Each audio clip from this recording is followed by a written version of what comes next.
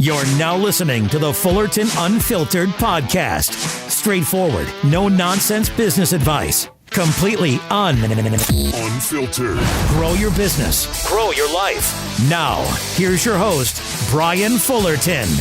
Hey, what's going on, guys? Welcome to another episode of the Fullerton Unfiltered podcast. It is your host, Brian Fullerton, here hanging with you guys, and great morning to all of you. We have a great guest interview that we have lined up for you guys today. Actually, we have somebody from Echo Incorporated, which is super exciting. We've got none other than Jason Wilk on line one. So, Jason, good morning, brother. How you doing? Yeah, good morning. I'm doing great. How are you? I'm doing good, brother. We were just catching up before we hit the record button. I said, hold on. Let's hit record because I want to capture all the fun, quick small talk. And we were just talking about the weather and how's things going in the Chicagoland area. You said you guys are getting some decent rain, or?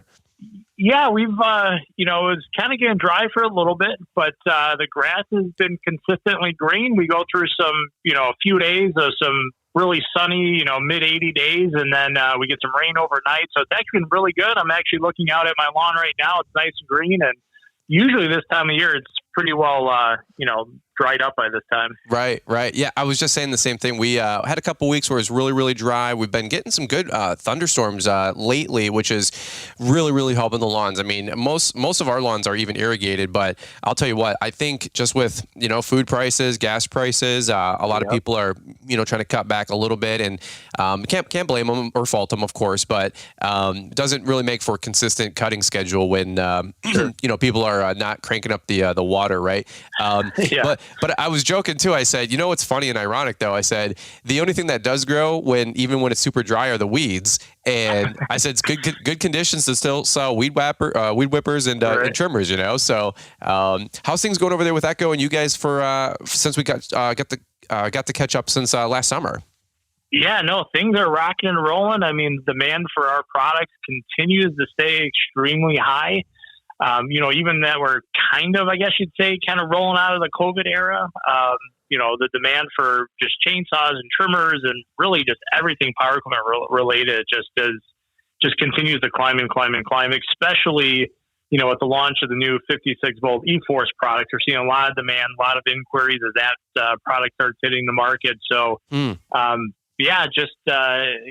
consistently busy. It's funny. I was just looking down at the calendar. I'm like, we're already halfway over with this year. I mean, it's just flying by so quick. I know. It's wild, man. It's I was just telling my wife the same thing. I'm like, we got 3 or 4 more months of mowing, and then it's off to leaf cleanups. I'm like, I already have people inquiring for snow removal, Jason. I'm like, I don't know. Like, what do they say? Like the days are long, but the years are short with kids. And I feel like it's the same thing with our green industry, my friend. But it's wild.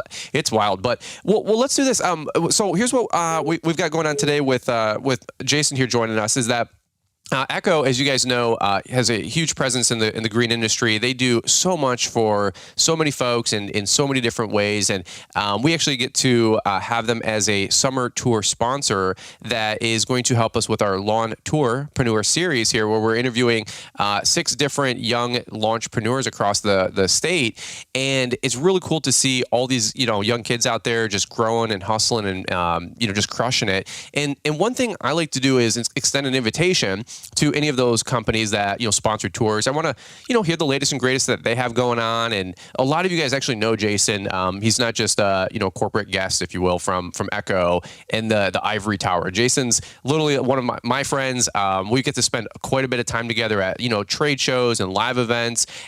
So many of you guys know Jason. You get to hang out with him as well, at the Equip booth, if you will, the Echo booth at Equip. And so that's what I wanted to do with Echo, was extend an invitation. And in the meantime, we have just a couple items here that I'm like, Jason, what's latest and greatest? And, we start shooting a bunch of bullet points back and forth that we're going to kind of rip through here.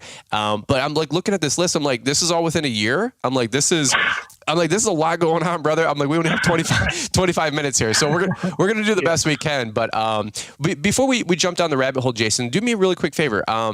For people that maybe haven't listened to you before on the Green Industry podcast or our interview from last summer, what's your background at Echo? How long have you been working there? What are you doing day to day with those guys? Yeah, sure. No, so currently I'm a senior product manager for Echo. So I oversee various product lines, primarily backpack blowers. So I was, involved with the 80-10, 90-10 project, handheld blowers, shred and vac. And then we get into some of the other products, some of the 56 volt products, some of the pressure washer and generator lines that we're in. But I actually started at Echo back in 1999 as a kind of kid right out of trade school. Okay.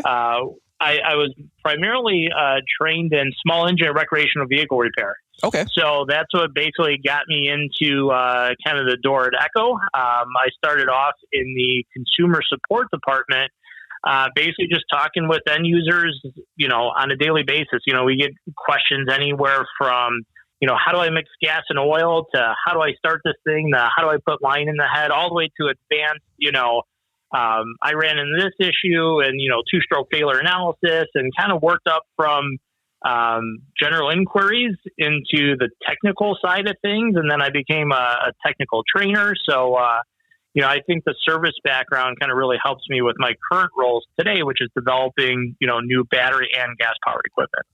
Okay. Very cool. So you've heard the quote, voice of the customer. You've worked on the equipment. Yeah. You've developed the equipment. Yep. So you've had your hands and feet in almost every department or category. So you're not just like I was joking earlier, living in the ivory tower and making stuff up. We've all said this before. And by the way, if you guys are listening in, maybe you've said this before, but like, I don't know if you guys have ever used a piece of equipment and you're like, who designed this? Like, right. did some engineer design this? Does this guy that's never maybe been out in the field actually use this product? Because you get really frustrated with how something is designed. I've been there once or twice. I've covered products like that on the YouTube channel, and actually I don't work with those companies ever again. Not by my choice, but by theirs. I do an honest review and give them some feedback, and never quite hear back from them again, Jason. But anyway, but I've never personally, and I'm not just being an Echo fanboy here. I'm just telling you straight up. I've never used a piece of Echo equipment where I'm like, why did they do this? Or this doesn't make sense? Or, and nothing's perfect out there. Let's be real. Exactly. But there hasn't really been a piece of Echo equipment I've used where I'm like, well, this doesn't make any sense, and I attribute a lot of that to you guys pitching and catching with the end user and really getting that feedback, So let's do this really quick. We're going to hear just a quick commercial break. We're going to take a quick sip of water here, and I'm going to clear my throat. But I want to hear a little bit more with what you guys got going on over there at Echo, Jason. So we have the V56 lineup. You guys had the Echo 50th anniversary. We can talk about some equip, reveals and some things that are going to be coming down the pike there. We've got a lot to talk about in just a short amount of time. So let's do this. We're going to cut to a quick commercial break. We're going to hear from Marty, Mr. Producer, down in the ATL, and then we're going to come right on back. Looking for one place to find all the gear you need? Then Ballard-Inc.com is what you've been looking for. With over 30 years in the industry and 22 years selling high-quality products, we've got you covered. From mower gear, trailer racks, mower blades, safety gear, and more, you'll find everything you need to maximize your efforts and protect your gear in one place. We are constantly bringing you new products to make you effective, efficient, safe, and profitable. Make sure to use Brian's 10 to save 10% at checkout. We've made our website even better and easier to use, so head over to Ballard-Inc.com today and gear up. We appreciate the support and hope you have a great season.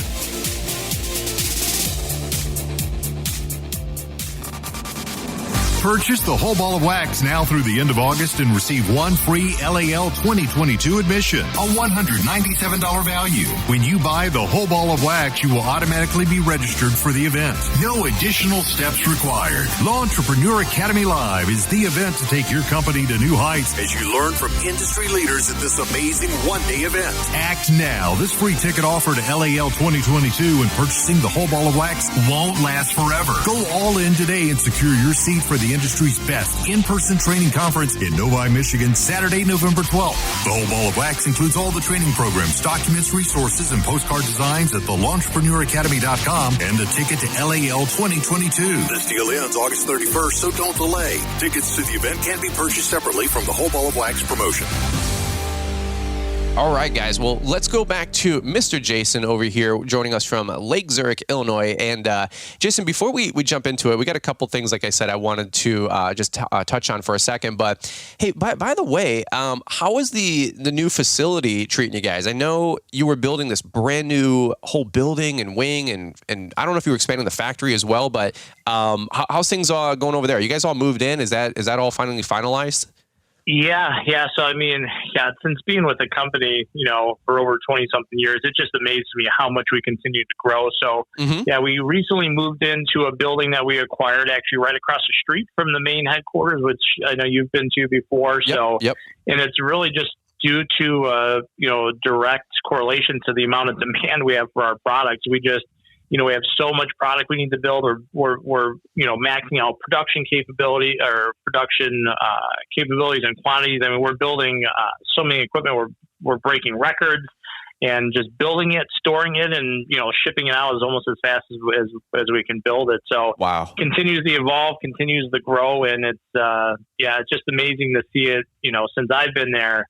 I've seen 1, 2, 3. This is going to be like the 4th edition in almost 20 something years. And that just, directly relates to our growth. That's huge. Well, good for you guys. I know you guys moved into that or opened it up maybe last year, if I'm not mistaken. Yeah. I didn't get a chance to get over there that summer or fall, but one day when I'm cruising back through, I got to come and get an updated tour, because it is really fun seeing like the corporate headquarters of a lot of these companies.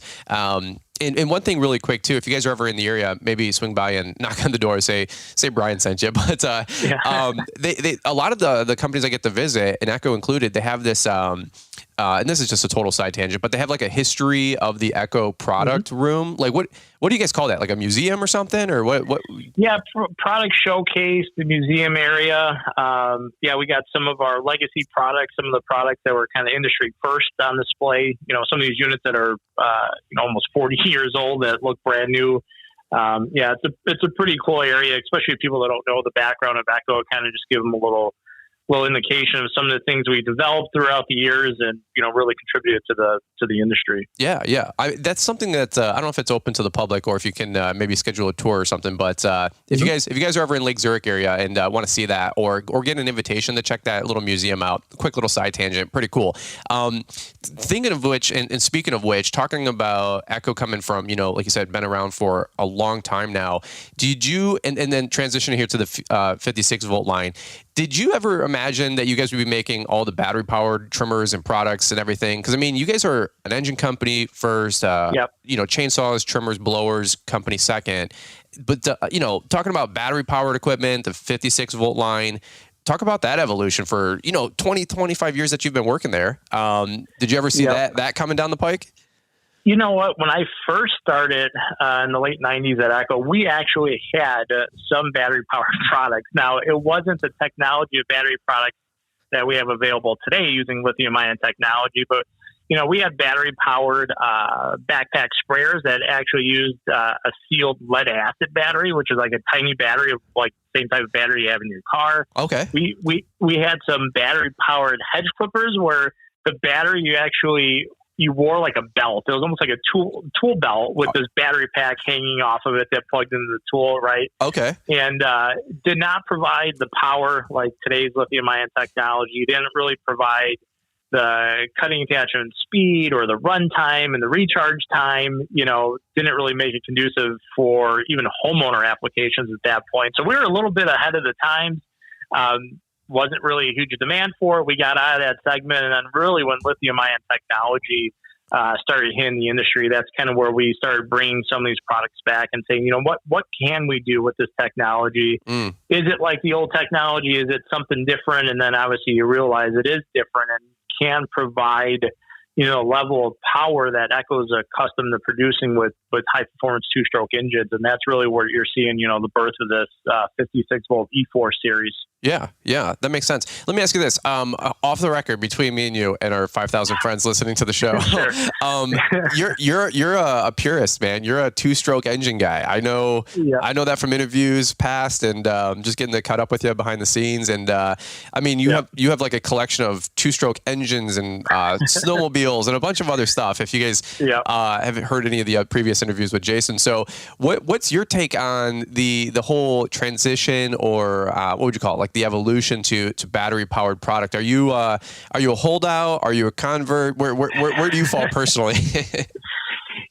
I personally, I'm a two-stroke fan. I love just engines, just get my blood going. That's what got me into the industry. I love working on engines. I love running engines. But I also see on the other side of the spectrum where you run into applications where, you need to have noise sensitive product. Not everybody likes the sound of a screaming two-stroke engine, right? Sure. We're seeing areas where it's driven by municipalities or homeowners associations where you can't use gas powered and stuff like that. Sure. The lithium ion technology is very capable of producing in certain applications. I say certain applications because you're probably not going to be seeing a 90-10 backpack blower equivalent in battery technology anytime soon because it does have its limitations. Mm-hmm. But in the certain areas like, trimmers, hedge clippers, handheld blowers, they are suitable replacements for gas. They perform very similar to a gas powered product with the additional benefits of not having, like I said, the loud noise or mixing gas and oil or having to worry about air filters or spark plugs or fuel filters. Mm-hmm. But me on my own personal property, I'm 100% two-stroke. Even my lawnmower, I'm hanging on to an old 1991 Lawn Boy with a two-stroke engine on it just because I like mixing up one big 5-gallon container, 50-1 Red Armor, and that just goes in everything I own. Right. No, that's totally fair. I had to ask you, get it from the horse's mouth because, and I'm sure you guys watch and from YouTube videos and Instagram reels, like you watch like a Tesla Plaid, on a racetrack, and then there's a Lamborghini Huracan, V8, V10, whatever it is, or some V12 Monster, and it's just like. The Plaid is cool. The Tesla's cool. I have a Tesla. It's cool. It's fun. But there's just nothing, in my opinion, still, at least to a dude, that's going to be a throaty V8, 10, V12 engine, And so I think that has its merits. By the way, it's funny that you were talking about the municipalities or like condo complexes.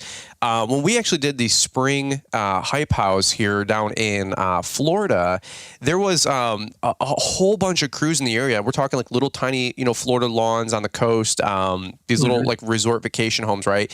And you'd be shocked, or maybe you wouldn't be shocked, Jason, how many people had like the 20 and 30 inch Toro commercial battery mowers. How many guys had the battery powered handheld equipment, from the variety of different brands out there. Sure. And frankly, like these guys aren't, over here in, Kansas City or, the Plain States, like Illinois, South Illinois area, where it's just wide open acreage. These guys have really small properties. And so it makes a ton of sense. And literally we were at the house and there's guys that were cleaning up there and doing the neighbors. We didn't even know they were there because they were using battery powered equipment, and they were on site at 8, 9 in the morning. And I guess a lot of these like Airbnbs and Verbos, they turn over so quickly. So the maintenance crews come like 2-3 times a week and, clean out the pool and, clean up the hedges. So it literally always looks perfect. And we didn't even know one of the crews was there. We all went outside at like 8:30 in the morning, and these guys were literally mowing the lawn and hedge trimming and doing the deal. And they were using all battery equipment. And I'm like, that is so interesting. Because the last thing, like you said, Jason, is you want some, roaring 2-stroke engine at, 7:30 in the morning on a property. So I see the merits of both sides. You know what I mean? Yeah. Well, let me do this. As we're talking about this and just some of the bullet points that we were pitching and catching on, we wrote down here Echo's 50th anniversary. Is that this year in 2022 or where's that at? Yeah, so it's been basically a year-long party at Echo. So it was the 2022 is the 50th anniversary of Echo basically coming to the United States, right? So we originally set up shop in Northbrook, Illinois, which is a little bit further south of where we're at today in Lake Zurich. Okay. But still a northwest suburb of Chicago. And that was back in 1972. We were really just a small kind of selling distributor, dealer, so to speak, for Echo branded products that traditionally were sold only in what they call the domestic market or the Asian market or Japanese market. Okay. And we were set up to bring some product in from Japan and, see if there's any business opportunity in the United States. And it started in a little office with a little shipping dock and about 5 employees. And, in the last 50 years, it's grown to, we have over 1,000 employees and, 5 gigantic buildings to support the product. That's insane. Let me ask you this: and I'm not sure if you know all the sales stats, if you will, but is the U.S. market like the biggest market by now, or is it, or do they still sell more product in like Japan and over in like the Asia Pacific area, or? Yeah. So as far as handheld equipment, the U.S. is by far the biggest market. Okay. Cool. Now in the Asian markets, we make some really unique farming implement. We're talking like boom sprayers that are like sit down, air conditioned cabs, for like spraying different agricultural fields, and rice processing equipment and things that you would see in the Japanese catalog. You'd be like, what the heck is that piece of equipment with the Echo brand on it? Right. Yeah, handheld for sure. The U.S. market is the largest market globally. That's so crazy. It's always fun to see like what else companies make, like Skag Power Equipment. They make lawnmowers, but then they also make the parent company has like military contracts for some other stuff, right? Yeah. And it's funny. You'll be like I don't know, like General Electric or something. You're like, oh, they're making, I don't know, not light bulbs, but you know what I'm saying, like engines. And then you go over to a different part of the country, and they're like, yeah, they also make like golf carts. And you're like, you're like, what? How does this even work? So Echo and Yamabika, right, was started as an engine company first, and then what would you say, they evolved into creating this handheld outdoor power equipment? Yeah, I mean, really, it was, we were developing, picture before this was even a string trimmer even existed, right? We basically had what we called a shoulder rotary mower, and that's where the SRM acronym comes from in all our string trimmers. I heard you, not to interrupt, but I heard you talk about that on Paul's podcast. That is so fascinating of a story. You've got to share that story. That is really dope. Yeah, so we basically developed a small 2-stroke engine that had a basically like a drive shaft and a Garrett case. So picture today's modern string trimmer, but down at the lower end was basically a metal blade. It was like a circular saw blade. Okay. Nylon trimmer heads and trimmer line didn't exist at this point. So this was probably late 60s, early 70s, and they were U-handle configuration. So you didn't hold it like a traditional trimmer. You basically had the shoulder strap that would hang this power head kind of off your shoulder, and then you would use your 2 hands to control these bicycle handles, and you would move this metal blade back and forth through whatever you're cutting. Okay. And that's where the shoulder rotary mower, name came from. So we used to do a lot of those units in the domestic market, being Asia and Japan, and we started distributing a few in the United States, and, it was good for basically cutting down tall grass and weeds, but you really couldn't use it around chain link fences. You couldn't use it around foundations. You couldn't really use it around, asphalt and sidewalks, as, it's basically a spinning circular saw blade. So what really created the huge demand was the guy that actually invented the first weed eater. His name was George Dallas. He was out of Houston. He bought an Echo metal blade brush cutter, and he basically adopted this kind of makeshift tin can with a bunch of holes in it. And he tied a bunch of fishing line to it and demonstrated that this rotating head with this fishing line sticking out of it can actually cut grass. And you can cut it very easily along, foundations, chain link fences without posing a safety risk. So he basically took this design that was powered by an Echo engine, applied for a U.S. patent, was awarded the patent, and then all of a sudden, we got all these orders for these brush cutters. So he was basically buying the Echo brush cutter, converting it. He converted it and actually started the Weed Eater brand, the Weed Eater company. So that term is still kind of commonly used to identify a string trimmer. But no way. He was the founder of the Weed Eater company. So we didn't invent the world's first string trimmer, but our engines powered the world's first string trimmers.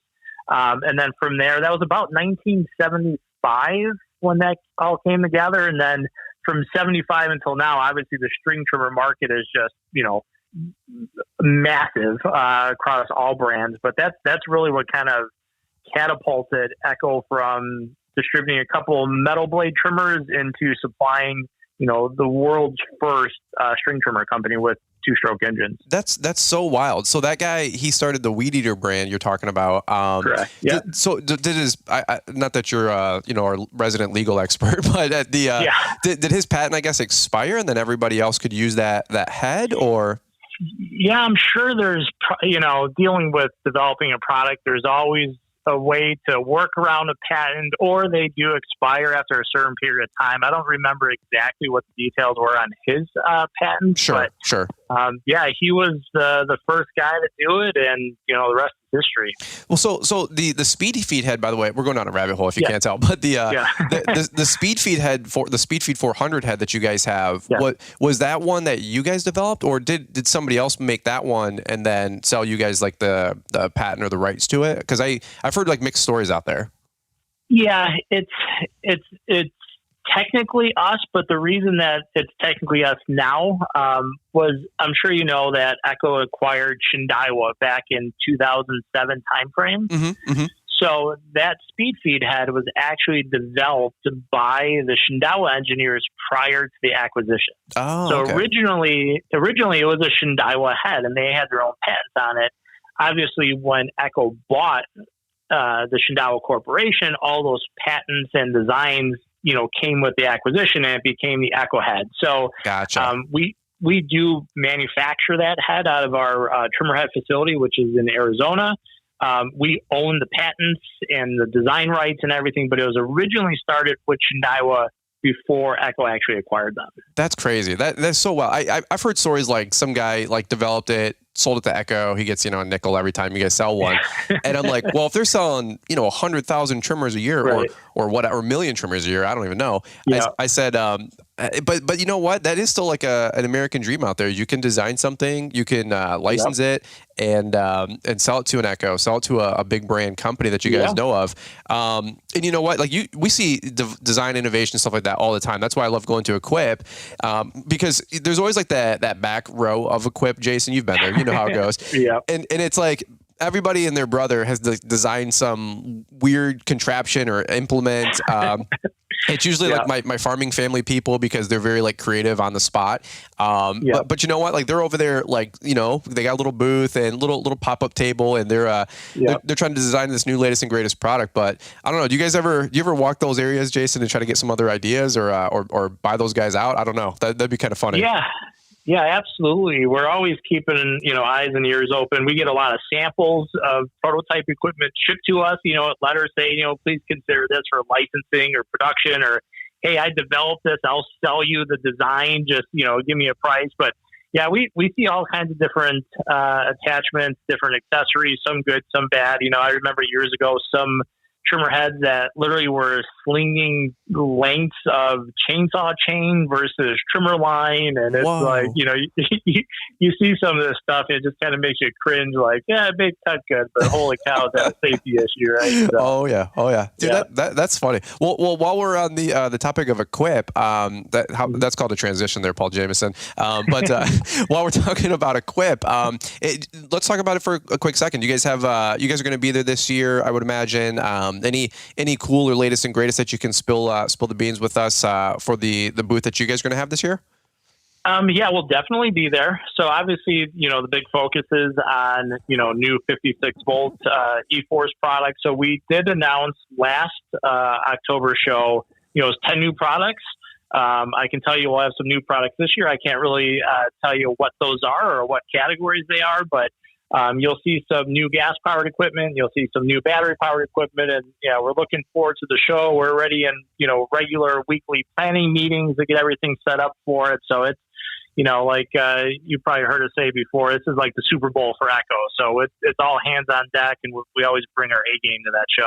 Dude, for sure. Well, let me ask you this. Give me a 2-minute takeaway. Because we promote the Equip Expo on our show, and we're partnered up with those guys, and we have a code, and people can save some money on registration and all that mess. But do me a quick solid, because you've been doing this for, like you said, what, 20, 25 years, since 99. Yep. I think I was in middle school at that time, bro. But but that's okay, because, dude, I've got young guys working for me right now. They're 18, and I'm like, dude, back in 2001, 19, September 11th, they're like, They're like, I know what it is, but I wasn't born. I'm like, that's impossible. So dude, it's like happening to me real time, Jason. It's so scary. Yeah. I'm like, oh my God, dude, I'm almost 40, like the whole deal. Right. But anyway, so you've been doing this for a couple minutes, but somebody who's never been to the show, they hear me promote it. They're like, hey, Brian's always selling stuff. Right. But for somebody like yourself, who's been in the industry, what's your takeaway from Equip? What for me personally, like just for a quick example, I didn't know how big the industry really was. You know, right. you go down there and you realize, holy cow, it's a whatever the numbers are. I hear numbers all the time. $150 billion industry, and until you really immerse yourself in like an environment like that, all you really think the green industry is the chuck and the truck guy with a 10-year-old mower. And, and maybe, like the local regional big company that's doing 5 million. But you're like, who's building this stuff? Who's buying this stuff? Like, and then you go to an environment like that and you see like, I mean, I have like the Detroit Auto Show by us, and you see these like $1 million booths with displays and lighting and all this other crap. I didn't know the green industry was that big until I went to an environment like that. So that's my takeaway. What's like your fun thing that you always look forward to, or your big takeaway when you go to Equip? Yeah, I mean, the show is awesome. And I'm always been a product guy. I love product. And probably the biggest thing for me, I think we've all been to that trade show where you walk inside and everything, all the tires on the tractors are armor-alled and polished, and you got, salespeople, wanting to answer any questions. And it's just a very kind of clean, showy environment. That's one part of it. The other part is where I spend all my time is in the outside demo area. Like it blows my mind that I can get onto a Caterpillar and dig holes or run trimmers or blowers or, chainsaws, test drive ZTRs. I think in the pudding is be able to go out there, put your hands on the equipment. It doesn't cost you, anything to test drive any of this stuff and really feel. I mean, you can literally put, competitors head to head by just jumping around from the different booths and see what they have to offer, how the product performs, how it starts.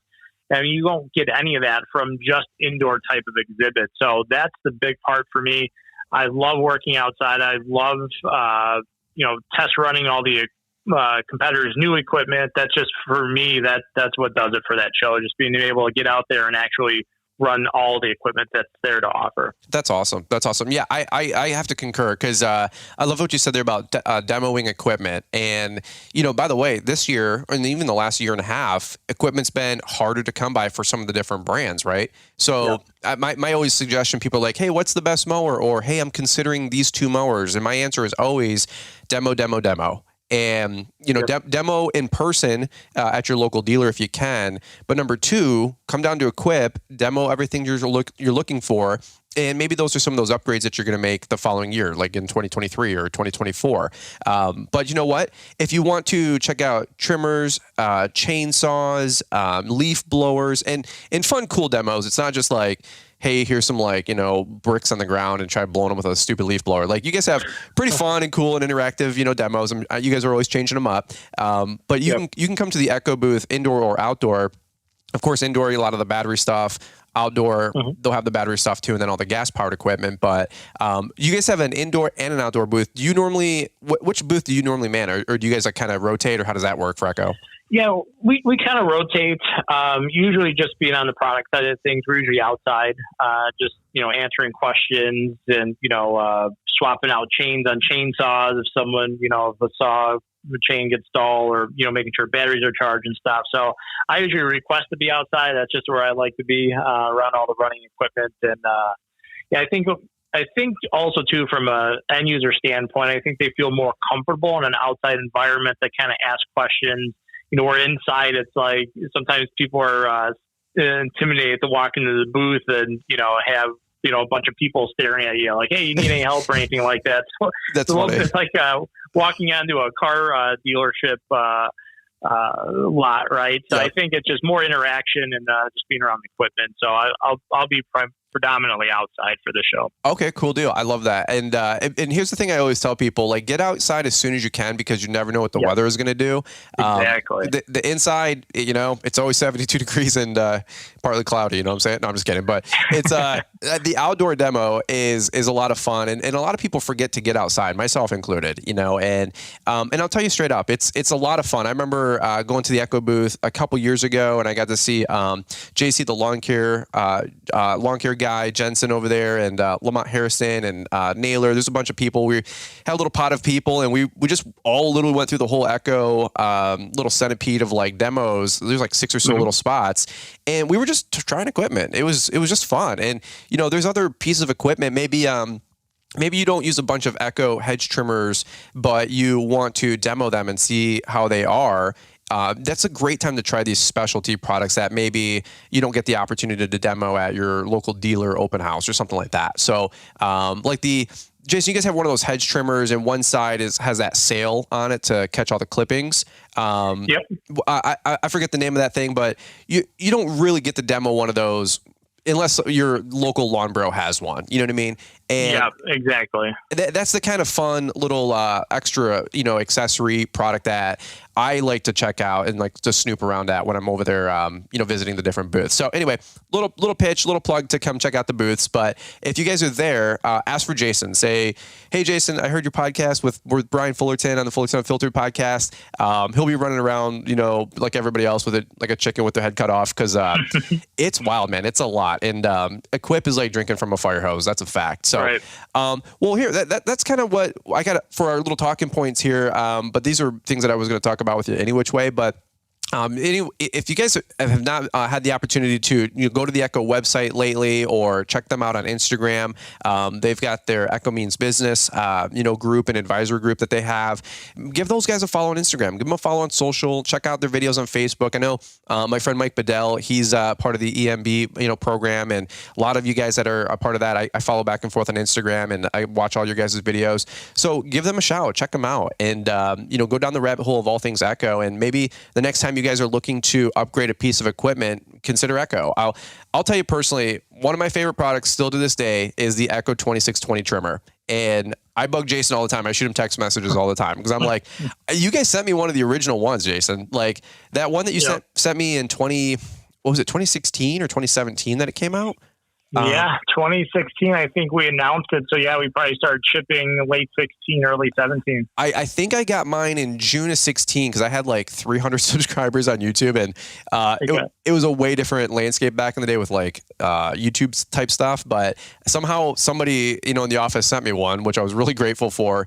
And I still am rocking that thing, brother. Like I still rock it. It's still doing good. It's hanging on with like the air filter kind of thing is like kind of janky a little bit, but dude, it's 5 or so years old, 6 years old now. And I've beat the snot out of it. I've probably put 4 or 5 Echo caps through there for the speed feed head just because they wear out, like anything else does. But it's still running strong. And you know what? I'm telling you guys straight up, the reason I switched to the Echo trimmers. We have like 4 of the 2620s now, by the way, and not just sent to us. We bought them with our own money since then. But I was using a different brand, and it was red, and it was fine, and it was cool. But those trimmers, they just weren't lasting longer than 2 seasons. And I have an Echo 2620 that has, I think, 5 or if not 6 years on it. And then the other ones we have are 3 years and 2 years old, respectively. So I'm a huge fan of those. I know Rob, my foreman guy that's on the mow rig every day. We have the, I don't know the SKU, but it's the curved shaft edger. And he loves it. Again, like we have a straight shaft version from another brand, and then we have the Echo curved shaft. Rob will only use the Echo.